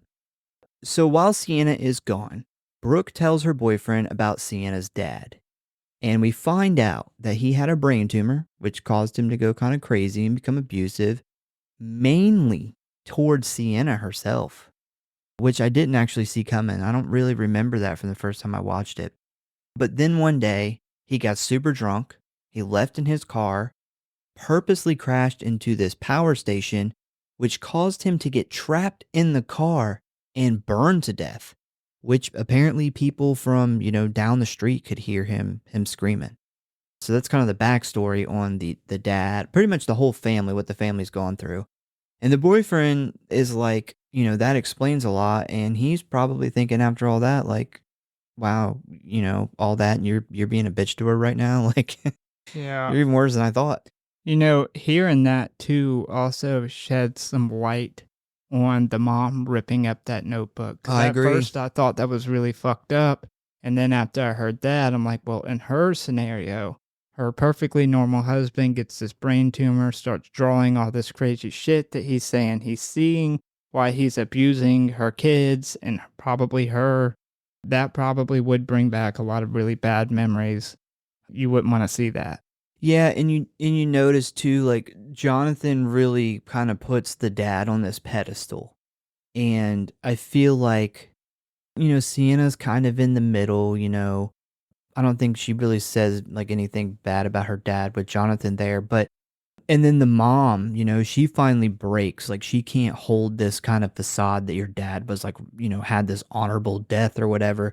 She finally just breaks and loses it because she's sick of fucking hearing about the guy who, got drunk, treated them all like shit, and then essentially killed himself in this, you know, magnificent way, this really terrible, fucked up way. I mean, even if he was a great dad, which it sounds like he was a good dad to them before that, her as a wife seeing somebody get sick and then have to raise two kids Yeah. while you're trying to take care of somebody who literally essentially has a cop out excuse for any, he has a legitimate reason for essentially treating them like shit and Yeah. abusing them. So I mean that would be really hard for her. Like no matter how good of a husband and dad he was prior to that, that notebook would bring up some really bad memories. Mhm.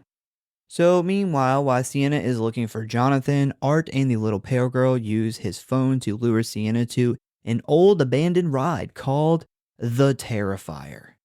Which this place is awesome. It's like this kind of like the old haunted house thing that you'd walk through, and there's these different rooms. They all have kind of different creepy shit, different themes in them. We see a lot of awesome animatronics and crazy lighting. I think everybody has probably walked through one of these kind of Halloween attractions before. Jonathan then wakes up where he finds the little pale girl sitting on one of those like makeup mirror things, holding a bunch of sharp objects. And when she turns around, we see that she has joyfully disfigured her own face, which is a really, really good prosthetic in this scene. Looks Yeah. amazing. Yeah, this is where I put in here. They do an amazing job at mangled, disfigured faces. Yeah. That's a common thing throughout these movies. And man, not only does this look super creepy, but then she like peels a piece of her cheek off.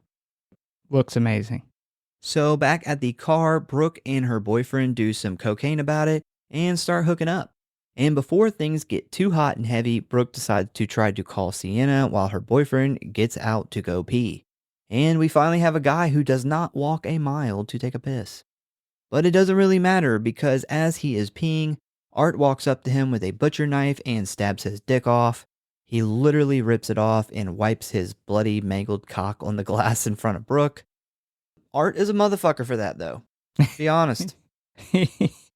Yeah, it's rough, man. it's- You ripped the man's dick off after you stabbed his crotch area up like 10 times. But then he takes the dick and rubs it across the window in Brooke's face. Like, savage. That's that's savage. It's like that episode of King of the Hill where Bobby learns the defensive moves from like that woman's class, and Hank freaks out when he sees Bobby kick a man in the balls, and he has to explain to him Bobby. that no matter what, you never kick another man in the balls. Well, the same rules apply for cutting a man's dick off. It's just something you just don't do. Bro, Art doesn't live by rules. He should, if he lived by any rules, it should be you don't cut another man's dick off. That's fucked up. This is proof that he does not live by any set of Yeah. rules. So Brooke sees this and starts freaking out. Art then drags her from the car, but right as he goes to stab her, she horse kicks that motherfucker like 4 feet back, putting him on his ass and allowing her to run off into the carnival. Bro, his face, his aggravated face here is so fucking hilarious. Like, you can tell he's legitimately aggravated when he gets kicked in the face. And he had the same face in the first Terrifier. And we talked about it in the episode, and I can't remember what part it was, but I'm pretty sure it's when the gun doesn't go off. Yeah. And he's like, just got that, like, you gotta be fucking kidding me look. So she eventually makes her way into the Terrifier house where Sienna hears her scream her name. But before Sienna can reach her, Art catches her in this like bloody bathroom after she trips and falls. As he has her backed into a corner, he holds up this table leg with all these knife blades and forks and stuff placed in it. She starts freaking out when we then see that in his other hand, behind his back, he is holding a jar of highly corrosive acid. Magic 8 Ball says, outlook not too good. Yeah, I don't know if you remember in the beginning of the movie, he steals a bunch of shit Yep. from the corner, and I was waiting for that acid to show back up. Here it is. Yeah, I actually read about that actual acid, and that is the most corrosive acid known to man. And essentially, if you were to come in any kind of contact with it, you almost have guaranteed death. So getting it thrown in your face would probably not be a good It time. would absolutely kill you. This bathroom set, I will say, my favorite set in the whole movie. I just want to put that out there. The detail. That's what our bathrooms look like. Yeah. No, the bathroom set where, yeah. Wow, right over your head. The amount of detail and shit that they put into this, like if I built this set, I would be like, I have to keep this. I can't tear this down. I do have an interesting thing about the set, and it may or may not include this bathroom you're talking about, but I'll mention it back later on. Also, favorite weapon.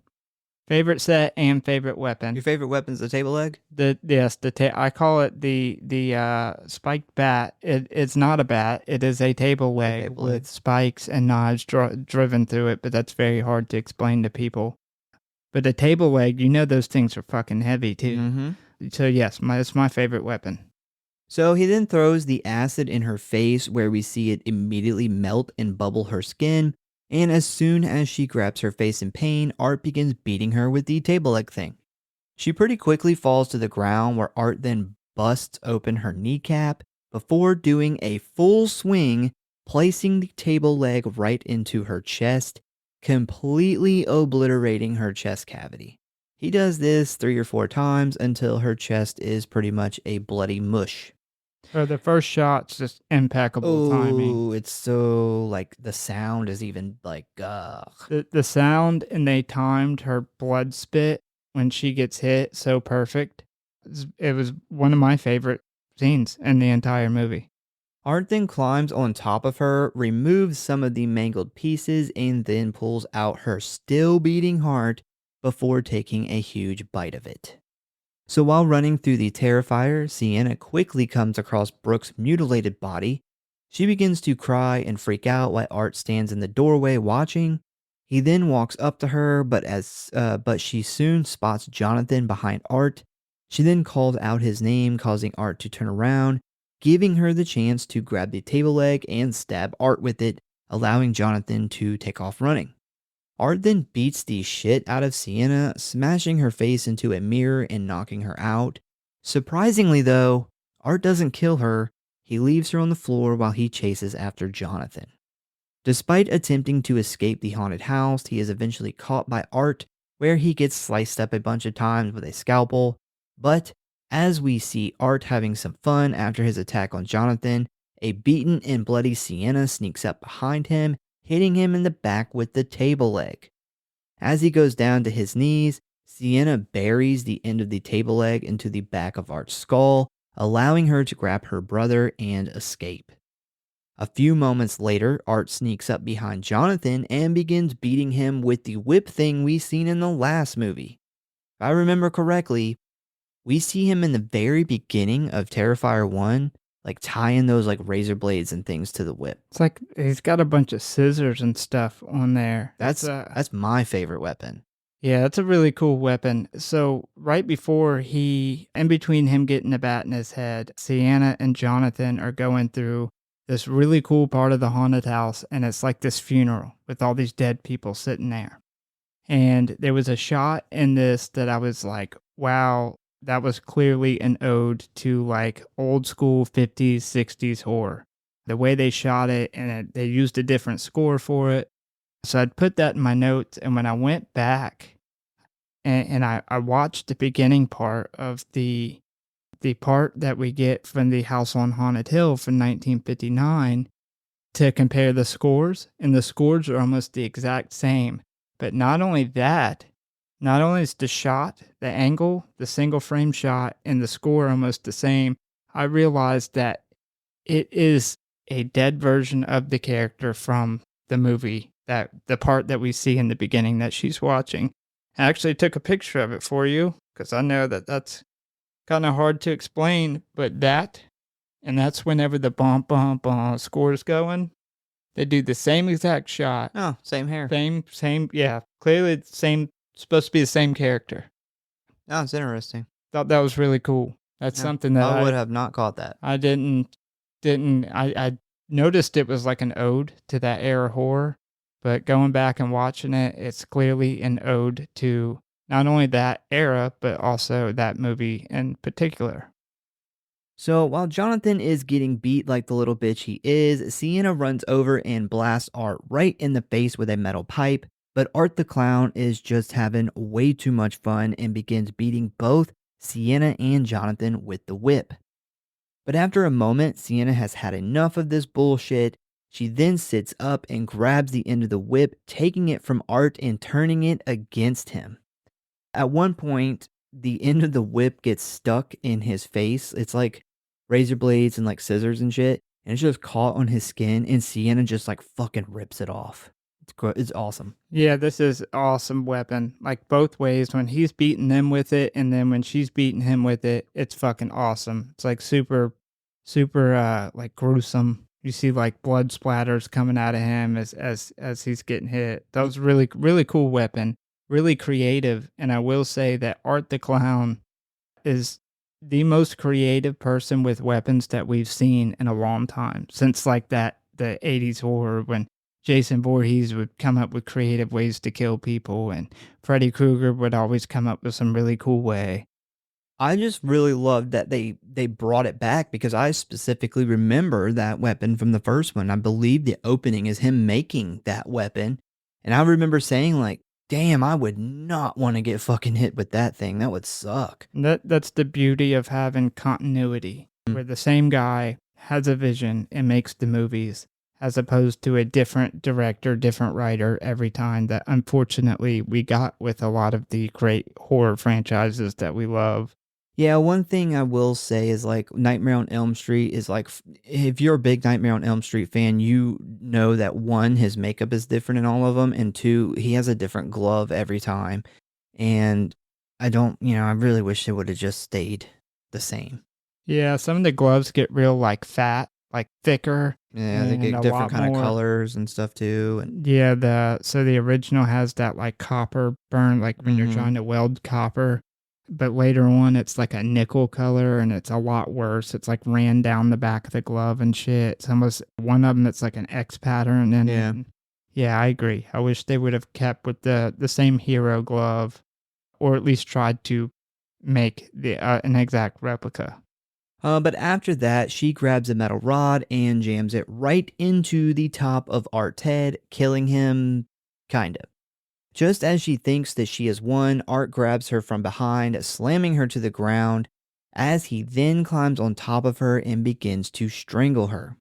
Jonathan tries to come to her rescue, but Art fights him off with one arm. I guess it doesn't take a whole lot to overpower Jonathan. But he then sees Art's 12-gauge handgun taped to his leg and grabs it. And as Art puts his hands up in surrender, Jonathan pulls the trigger, sending Art 6 feet backwards. This next part, I'm not entirely sure what exactly is happening here, but Sienna is like unconscious, I think, on the ground, and she gets like woken up by her mom, who is attempting to comfort her. They then hug, and the mom mentions that Jonathan must have told her. Sienna then kind of puts like 2 and 2 together here, as she then hears Jonathan yell that that's not their mom. Sienna then looks back to see her mom is kind of like turned into the little pale girl, kind of, who then grabs Sienna's head and like mentally shows her mother's death. Bro, does this scene not feel familiar at all?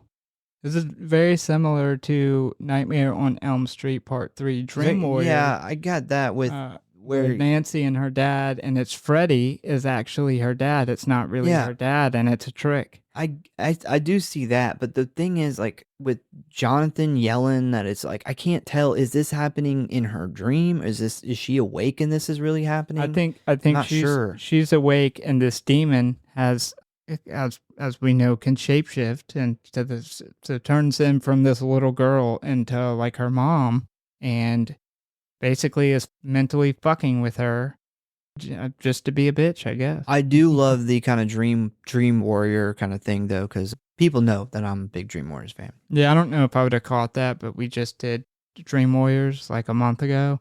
And as soon as I seen that, I was like, oh man, this is totally Dream Warriors.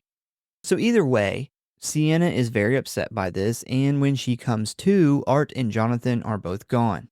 She does find them both pretty quickly, though, where she walks into a room and sees Art standing over an unconscious Jonathan. Now, things are about to get a little weird. So, Art starts choking Sienna again, where she spits a bunch of her blood in Art's face. He then pushes her backwards, where she falls through this boarded up trap door into an underground room. She's knocked out for a few minutes, but suddenly comes back when she then looks around the underground room and she sees a big rectangular hole in the ground that seems to be lit up and smoking. It's very mystic. But before she can really find out what the fuck this thing is, Art stabs her in the stomach with her own sword. He then pulls the blade out as she falls backwards into this mystic hole. Mystic Hole would be a good band name. Weird Mystic Hole. Probably is a band name. Probably. After Sienna disappears into the Mystic Hole, Art drops the sword to the ground and goes back to trying to kill Jonathan. Kind of sounds a little sexual too. Yeah. The Mystic Hole. Art put those potatoes in his Mystic Hole. Yeah, well, doesn't sound sexual anymore. So we then see that Sienna is trapped inside of this magician's water tank back in the clown cafe. She's trying to escape, but something is holding her leg. The dead kid singing the clown cafe song, very nice touch. But after some struggling, unfortunately, it seems that Sienna has died again, maybe, I'm not sure, because she kind of drowns in this water tank. We then jump back to Art, where after many attempts at waking Jonathan up, he finally says fuck it and he begins to eat his hand. Yes, you heard that right. He is eating his hand like a chicken wing. Yeah, that's that would be terrifying as fuck. Yep. Jonathan wakes up from this though and attempts to get away, and while he is fighting with Art, he screams Sienna's name. We then get a close-up of the sword where we see the blade turn neon red as it brings Sienna back to life. We then jump back to Art, who is now taking bites out of Jonathan's leg, when suddenly a rejuvenated Sienna stabs the sword's blade into Art's back. As he crawls away, she then swings again, taking a chunk out of his neck. She pulls his head back and slashes his throat, and finally, she stands in front of him with the sword raised back as Art flashes her one last big smile before she decapitates him. A now headless Art falls to the ground as Sienna runs over to Jonathan and they hug. But before things get too happily ever after, Sienna grabs the sword again as she spots the little pale girl standing by Art's body. She then picks Art's head up, cradling it like a baby, and walks off into the shadows. Yeah, when she comes out the tank, that's kind of her final transformation into this warrior princess that her dad, had kind of created this character. So throughout the movie, we see butterflies around Sienna. They're all over the movie if you look close. They're all over her walls. A single one. The very first scene that she's in, she has 3 butterflies on her shirt. The very first scene in the house. They're all over her walls and stuff. So the tank is her cocoon. Yeah, so the butterflies are metaphoric for the transformation that she goes throughout this movie, from the beginning being she talks about it to her friends at school, or at the party, how she's this really nervous and she's nothing like this character, until the end where she finally comes out. One thing I thought was interesting is it almost seemed like she had to die to begin to become this character, in the same way that Art had to truly die to become the now undead character he is. Huh. And they show that, they make it pretty obvious that she dies, because they show like this blood coming out of her stab wound in her stomach. And then when they go back to it, it's not, as if her blood's not pumping anymore. So it makes me wonder, with her being kind of the polar opposite of Art, she's had to die to take this like final form of this super warrior princess chick. You know, can she die? Are we gonna have like a part 3 where she can't die? Is she like the polar opposite of Art? Yeah, I don't know. The one thing that confuses me is the fucking hole in the ground. Like, how? I mean, how did that get there? Did Art know it was there when she fell in there and ended up in the clown cafe? What does this have to do with the clown cafe? Like, So I don't think that the clown cafe is actually there. I think that she is imagining this as she's dying. She's bleeding to death in this tank. In the same way that it didn't exist in her dream, she's kind of just either dreaming it or these demons are making her see this. But I don't think that that's actually there. The whole, the water tank in the hole, that is kind of weird. I don't know why that would be there. It's something to do with the haunted house. I don't know. But I don't think that the whole clown cafe set was actually there. I think this is... no, I don't think it's really underground. Yeah, I think this is what she's seeing as she's dying in this tank, as she's bleeding to death and drowning from lack of oxygen at the same time. So, yeah, a little pale girl comes and steals Art's head, and she takes off into the shadows. And in memory of our man, Billy Mays. But wait, there's more. We then jump on over to the psychiatric hospital, where we find Victoria locked up in a room. We then see a nurse walking around the hallway. I was actually pretty positive that this was the same girl who played the clown cafe lady. And I looked it up, and I was right. She actually got the job because she originally auditioned to play the role of Sienna, but she lost out to Lauren Lavera. But Damien knew that she could sing and play guitar, so he offered her the role of the clown cafe lady, and then at the last minute, he needed somebody to play the nurse here, so he just gave her the role of that. That's interesting, because the clown cafe is actually a dream, and she's singing this song, and she's like, actually, I don't know where it comes from. It's something that Victoria's been singing all day. And it almost seems like the orderly, the guy that Chris Jericho plays, he seems to recognize the song too. So you think how much is, what's going on in everybody's dreams. We then see Victoria bleeding profusely from her vag, using the blood to write on the walls. We then get a close-up of her stomach and see that she has all of a sudden become very pregnant. She then falls to the floor where we see that she has written in blood Vicky and Art, and it appears that she is going into labor. We then cut back to the nurse as she is walking down the hallway when she suddenly hears laughing coming from Victoria's room. As she slides back the little metal eye hole thing, she sees Victoria sitting on the floor, licking Art's decapitated head, kind of like a dog or a cat, like how they lick the blood off their newly birthed offspring. Yeah, it's the same thing I thought. Yeah. Super like unnerving and animalistic. Yeah. The way she's like cleaning his head that she just gave birth to. If Gigi Allen was a woman, this is what would have happened. He would have gave birth to Art the Clown and licked it clean after writing on stage in blood, Art and Gigi. Yeah, she then opens the door where Victoria and Art both begin laughing as she screams in horror. And that is the end of Terrifier 2. I assume Terrifier 3 is going to pick up right where this one left off. I thought it was kind of weird, like as if Art let Sienna decapitate him. Like he kind of like offers up his neck. Yep. Almost as if he knew it was going to happen. He was like, you won fair and square. Go ahead and do your thing. Yeah, it could have been that. Or did he like know that this had to happen? It makes me that much more excited to get more deeper in the lore in part 3 and learn a little bit more about, who these characters are and where their motivations are, where they come from. Because we get a little bit here, but we don't really get enough to know what's going on. I do got a couple facts. We did end up covering some of them during the episode, but we'll go over what we got left. So scenes shot in the Terrifier haunted house were filmed in a real haunted house called Fright Factory, which is located in Philadelphia, Pennsylvania. The filmmakers used what was pretty much already in there. They didn't really do set decoration.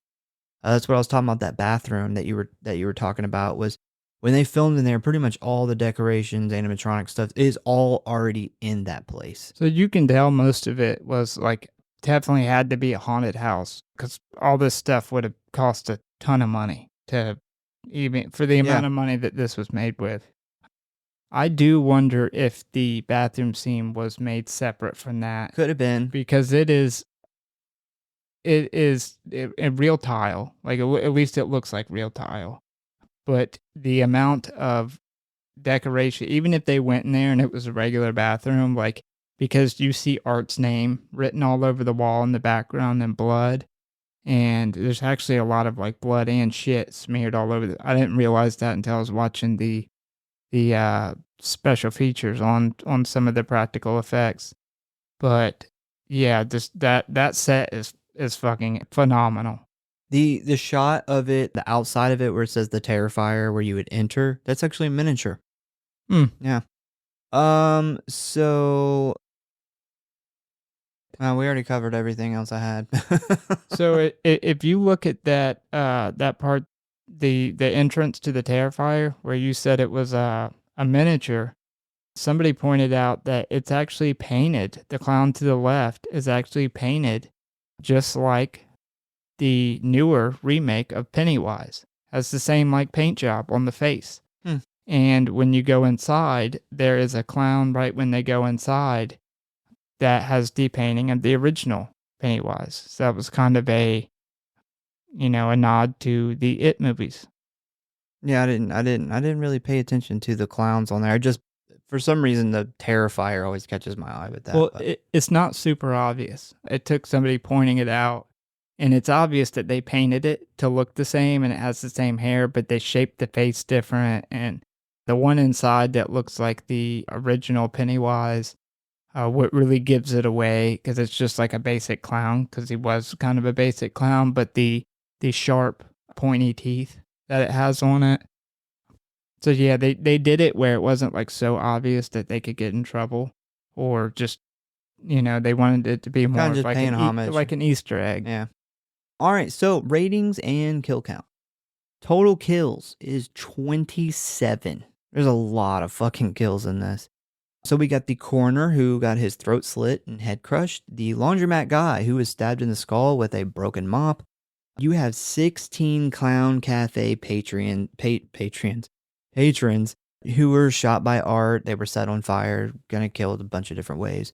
You have the Clown Cafe lady clown who was set on fire. The serial kid who ate broken glass or razor blades. Ricky, the Halloween store clerk who was smashed with a bottle, stabbed in the eye, and decapitated. Allie was tortured and mutilated to death, I guess. Allie's mom, who was decapitated. Barbara Shaw, whose head was blown off with a gun. Jeff, who was stabbed in the dick, then castrated and bled out. Brooke, whose face was melted with acid and chest caved in and heart eaten. And finally, number 27 is Art the Clown himself, who was stabbed, his throat was slit, and finally was decapitated. Favorite kill? All right, so best kill. I know the obvious and most gruesome choice is Allie, but I actually went with Brooke. As the best, as is your number one? Yep. Whoa. The acid to the face was a nice touch, but what did it for me, which is my favorite weapon, the spiked table leg. For one, the acid to the face, and then we get the hits to the arm, and then he breaks her kneecaps with it. But what really won me over was that first shot to the chest cavity. It was just so like brutal and gruesome, and they timed it with the blood that she spits out at the same time. That whole thing with the setting and the scene and everything, that was my favorite kill. I guess I would go. Probably a close second would be Allie, because, I mean, yeah, that's the iconic kill from the movie. I went with Allie because it makes me excited and feel gross at the same time. I don't know if if I would want to watch it go on for another 3 minutes. But yeah, my close second was actually the Clown Cafe patrons because I can't pass up a good fucking massacre with a fucking machine gun and a flamethrower. It's just so much good stuff in that scene, and a lot of kills happen at just an instant. Yeah, the Tommy gun going off. So they'd show everybody getting shot, but that the guy dressed like the pilot, him in particular, like they show the holes being blown in his face, and Yeah, they clearly made a prosthetic yeah. head, but it looks so fucking awesome. But it's hard to pick a favorite because there's not a kill in this that doesn't look awesome. No, every single kill, like honestly, there could be people that call out, each one of these kills as their favorite kill, and I would understand. I would get it because they're all good. Yeah, and I've seen a lot of people pick Barbara because not because of her head being blown off. That looked really awesome. That was their name, Mom. Yeah. Not because of her head being blown off, because that did look really awesome. But the mashed potatoes shoved in the hole in the face. That was just like something that stuck out to a ton of people. All right, so film rating. All right, I gave this a 4.8. Now remember, I gave the original. I went back and looked. I given that one a 4.4. And this movie's amazing. Obviously, the crown jewel of this is the practical effects. I thought the like late 80s, early 90s score and cinematography blended together absolutely perfect. Like, even if you're not a fan of the gore aspect of it, the cinematography and how they did it like a timepiece, how they shot it in that very 80s, late 80s, Yeah. with the score and the cinematography. The colors, that's part of the cinematography, the bright blues and the reds used looked awesome. It reminded me of a 80s Pepsi can. Sienna, I think, is the best final girl that we've gotten in a slasher in a long time. She does things that I feel would feel kind of cheesy or look unreal for a lot of actresses that they could have got to play that, or final girls we've gotten from other movies. But she's such a strong character that feels right. Like when she takes the rebar and shoves it through his head at the end, most final girls, you would be like, okay, yeah, that's not happening. But she's such a strong character, it works. The first Terrifier was the coming out party for art. This movie absolutely put him up there with the best. I think that's a lot saying after only 2 movies, but up there with the best slashers. I would argue that we haven't had a slasher with this much character since Freddy Krueger. And the fact that art does that while not saying a word is extremely impressive to me. Overall, I'd say it's a must-watch franchise, and I can't wait we got about 10 days when this comes out, 11 days until we will be seeing the early screening of Part 3. Yeah. I gave it a 4.6. I love everything about it. My only nitpicks is I do wish it was like 10, 15 minutes shorter. It is a long sit through. Also, I do maybe this is just a me thing, but I do get a little confused at the end where I was talking about like what the fuck is that thing in the ground? What the fuck is up with her in the clown cafe in the water? Like when I first seen it, it almost gave me the vibes of like House of a Thousand Corpses, where Rob Zombie kind of goes off the fucking rails when they're underground, and it was almost like that happened. It does make a little more sense to me now, but I'm, still not entirely sure, and maybe we'll get the answers of what was going on here in 3 or 4 or something. I do think that the fight scene between pretty much him and Sienna's showdown is a little too long, in my opinion. I wish they would have shortened that up a little bit, because they kind of fight like 4 different times in the span of like 40 minutes. But other than that stuff, the movie is fantastic. Like, them picking her for the final girl, like, she does vulnerable really well, really believable, and she does badass really well and really believable. And that's really difficult to do. And then especially like her doing her own stunts and stuff. Like she did all of her stunts except for two, which was the first one was when that you see her fall through that trap door and land on the ground. She falls like fucking 10 feet and slams on the ground. And then the other one was the actual, because they filmed it where she fell and then fell, like the stunt woman fell on like a bag, like a soft bag, which was the big 10-foot drop. And then they did another one where she just fell and hit the ground from like just standing, which is no close-up shot we see. But other than that, you know, she did all the stunts in the movie. So she's an awesome addition, and I think she's going to be fucking awesome in the third one. The kills are amazing. Art the Clown is amazing. It was a really good movie, man. My only complaint is I wish it was maybe 10 minutes shorter, maybe 15 minutes shorter, and kind of made that stuff at the end a little more clear. But maybe it wasn't supposed to be clear. Maybe that's supposed to be something I find out later. Maybe in 11 days, I'll be like, I was a fucking idiot because this makes sense now. So, but yeah, I give it a 4.6, man. It is a awesome movie. Yeah, I think her as a final girl.